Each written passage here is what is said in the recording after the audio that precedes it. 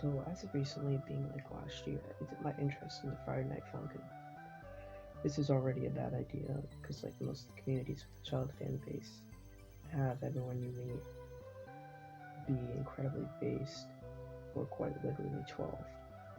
This is the main reason why I don't join fandoms, but we all screw up, so here we are. Now that I know I'm starting off aggressive, but just know I do enjoy Friday Night Funkin' as a game and concept. I like playing a simple rhythm game, and the game itself is fine, but overall the community is bad, and I do hate it.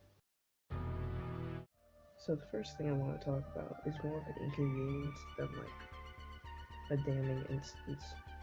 I've attempted to partake as an artist for multiple mods, but they all fell through. Like, mods for the game seem to be a hot point for most people in this area. The Bob and Bishop mod fell through due to overworking and possible infighting. This just isn't something to witch hunt and cancel someone for, like most of the petty drama seen on Twitter and Instagram. To be an example of what not to do. Speaking on the household of Twitter, another person of a mod team made some pretty base comments on like trans and racism issues. Agodi, I hope I'm pronouncing that right, put on his Joker persona, the society is the issue and I hate everyone type deal. Just an instance of them being an edgy guy. I don't care about racism or being anti-LGBT online due to it being an idea that will most likely not die with time.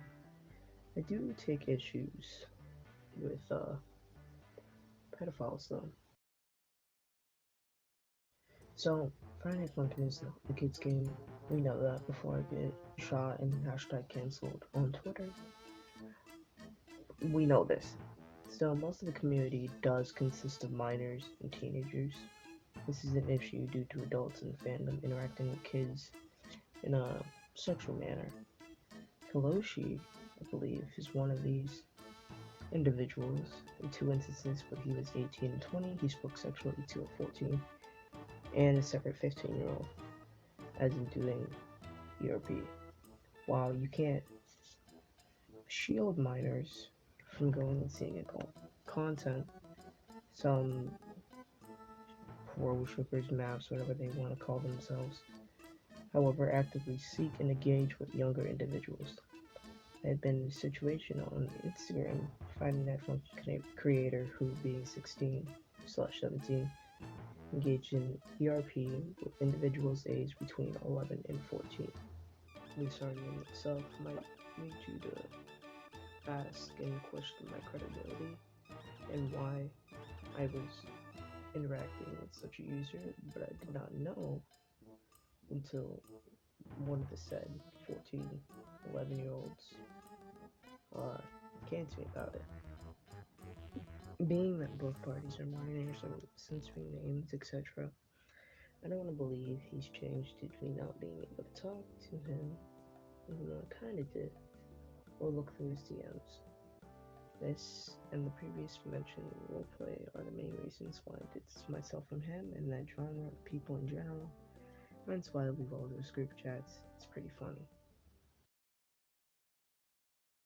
So to end this, not really end it, but put it on a lighter note, talk about the stupid amount of reposters and petty drama I've seen mostly on Instagram. Credit to the artist isn't credit.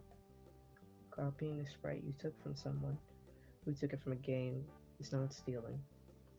Most of the creators themselves put out sprite sheets to copy and use in post, so I don't understand the logic in saying you're stealing sprites. Roleplay accounts that are serious are pretty gay too. Things like characters working at Wendy's or Subway or drop accounts in general are pretty cool, but why would I want to watch GF and BF break up and all this edgy preteen angst? Another issue is the amount of infighting within the community, with users hacking into each other's accounts. I think some of the biggest I've seen is like probably the Pico account, which I'll talk about in a second. Or due to them being minors, I don't want to expose the accounts because I think it's a group of both minors and maybe an adult. I'm not really sure though.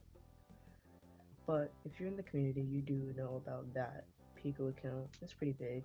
It's ran by a group of people, like three or four, who, and one of them, I guess, decided to click on a link and they got the account compromised.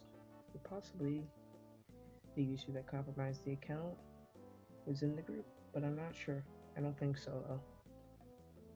This user who took the account is pretty well known in the community for sending threats and overall harassment, so basically being edgy. And with that user, I don't think it's gonna be on like taking accounts, but this has led to a massive dogpile on them with people who usually haven't been affected by them. I'm playing devil's advocate here, but maybe the only reason they're doing this is for the attention, be it bad, but it's still attention. But that won't stop a roleplay account with broken English from making a call up post on them. So, to talk about the creators of the game, they've been in some controversies ever since it came out. Ninja Muffin made some base statements in the past, but I already talked about how I feel about that in my hot takes video. Also, the meme that the creators of Friday Night Funkin spent the money on crack was pretty funny. It makes sense why it was made too. Due to the mainstream audience probably not doing research and it being tweeted fairly recently, it's understandable that people ask where the 2 or 4 million went to. There has almost always been constant update if anyone cared about Ninja Muffins or any of the creators that work on the game. They'd see the updates and wouldn't make Twitter threads asking where the money went. Regardless, there's always going to be someone spewing stupid ideas because the community is built on edgy tweens and adults that are usually either mature pedos or just quite frankly based. Ninja Muffin has made several updates, at least that I've seen on Twitter, with the erect up expert difficulty, I believe it is, with them charting that out. With also, I think the artist Kawaii Sprite has been posting updates with art and new modes and character models. And they also posted that cover for the CD track, which is going to go to the Kickstarter backers as stated on their Twitter. But in the end, with the mix between so many other games like Roblox and stuff like that, with Funky Friday, I don't think that the child audience is really a big issue. Unless you think it is, but that doesn't really matter right now. But in conclusion, I think a lot of the people who partake in the community are usually cringe. Touching grass might not be enough. But in the end, why would you take the opinion of me, someone who plays Friday Night Funkin' on Roblox?